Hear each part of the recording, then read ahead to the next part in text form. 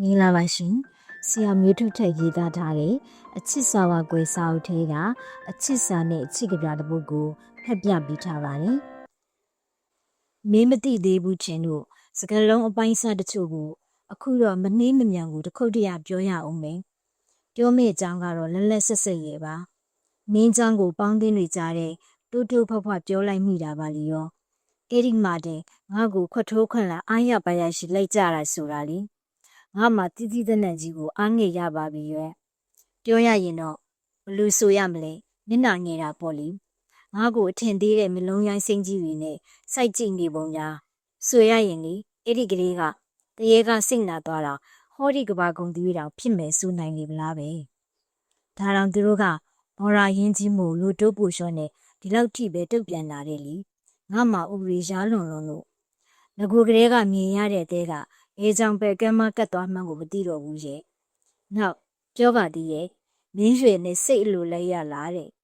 ဖြေပါအောင်လေခမ ्या လေးဖြေပါအောင်လေမြင်မြင်ဆန်ဆန်ကလေးပေါ့ချစ်ချင်းမှစိတ်လိုလိုက်တာရှိသလားကွယ်ငါကပညာရှင်မဟုတ်လေတော့မသိဘူးကွယ်အားရည်နဲ့ရည်မရှိတဲ့ငါကိုတခွန်းတလေလောက်ဖြင့်ဆုံးမသွန်တဲ့ဩဝါဒပေးတော်မူပါအောင်ကွယ်ဒီကောင်ကယနေ့တက်မထိုင်တော့နဲ့အထူတောင်းနေအသေးလဲအတလော့ခံနေရလေရဲ့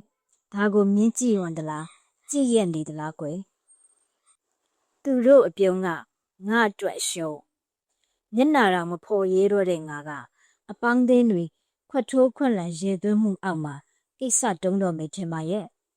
မင်းရောဘလို့ကြောင်းပြချက်ပေးလေအောင်မလဲနီးရသားကိုစိတ်မပါလက်မပါနဲ့ကြောက်နေရတယ်လို့ပဲတိမ်ငယ်ချင်းဟာမျက်နှာပေါ်မှာအတိုင်းသားထင်လို့တံမြန်တွေကဟက်ပီးတွေမပါတဲ့အခါလူဟာဝိနာကန်နာခံစားရတယ်လို့မျိုးတဆစ်စစ်နဲ့အန်ကျိတ်နာကျင်ခဲ့ရအားရည်နဲ့ယူတွေပျောက်ဆုံးနေတဲ့ငါအတွက်ကောက်ရိုးတမြေတောင့်တမိတာကအပြစ်ဆိုရင်လည်းစိတ်လိုလဲရဆိုပါတော့လေငါကျင်ချင်းရှင်ဘက်ကိုငါခေါင်းအောင်အိပ်ပါမယ်ဒါနဲ့အိပ်ပျော်မယ်လို့ရောမင်းထင်လားမင်းထင်ရက်နေသလားကွယ်တကယ် YouTube chat